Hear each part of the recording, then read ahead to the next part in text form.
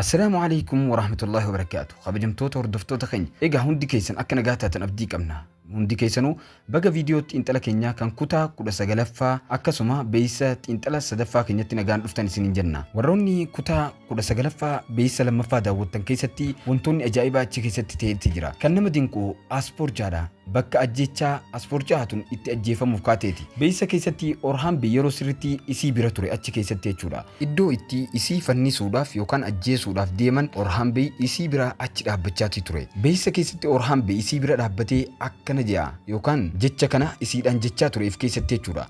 As keessaa si baasuun baay'ee rakkisaa ta'a. Isaa jiru ni argina. Kanaaf akkana jechuun maal jechuudha yookaan isa biratti aspoorchaatun ni duuti.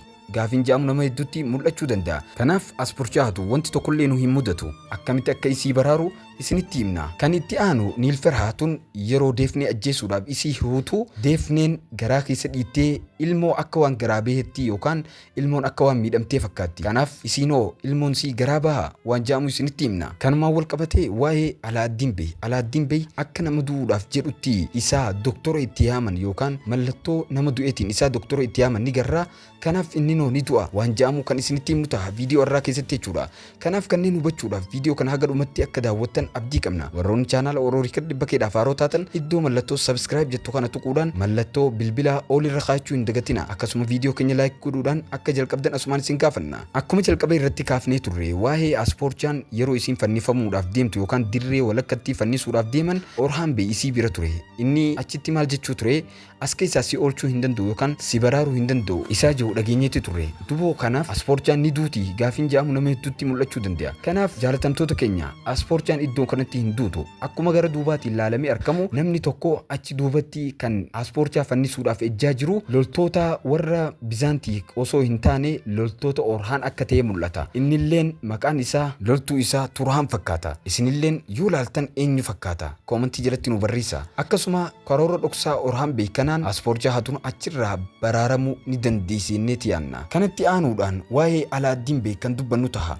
Beeysa keessatti haala garmalee rakkisaa ta'een Alaaddiin Bey achi keessatti agarsiifameera. Kun akka waan wareegama yookaan sheeyidee ta'uuf akka jiruutti yaada nutti mul'isa. Garuu jaalatamtoota keenya seenaa yeroo du'aa Alaaddiin Bey yeroo seenaa isaa ilaallu hanga ammatti yeroon isaa hin geenye. Kanaaf guddaa kan ta'e haala rakkisaa kana keessaa bahuun isaanii hin oolu. Alaaddiin Bey akka seenaa keessatti mul'isutti Alaaddiin Bey sababa dhukkubaatiin du'a malee sababa diramee yookaan mallattoo kanaatiin du'uu miti. Kanaan dura isinitti himnee turre. Kanaaf Alaaddiin Bey hin du'u. Kanaaf yaaddoo hin barbaachisu isiniin jenna. Kan itti aanu ammoo waa'ee Niilferhaatun kan wal qabatudha. Niilferhaatun garaa keessa dhiitamteeti turte. Kanaaf ilmoo isii garaa keessaa qabdu san garaa isii keessaa ni baha kan jedhamu kan isin himnu taha.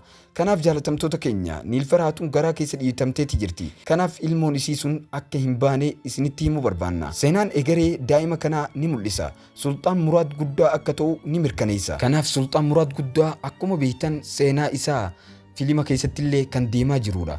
Kanaaf inni hin miidhamu ni dhalate jechuudha. Kanaaf kan isii yaaddoon isin hin barbaachisu jechuudha. Kan itti aanu immoo waa'ee Filaaviyuusii fi akkasuma Faaximaa viidiyoo itti aanu keessatti qabannee kan dhufnu ta'a. Kanaaf isinoo viidiyoo irraa keessatti maal jettu? Koomentii jalatti nu barreessuu hin dagatina. Warroonni haga ammaa like, share akkasuma subscribe godhin akka gootan asumaan kabajaan isin gaafanna. Kanaaf viidiyoo itti aanutti haga wal arginutti nagayaan nuuf tura isinin jenna.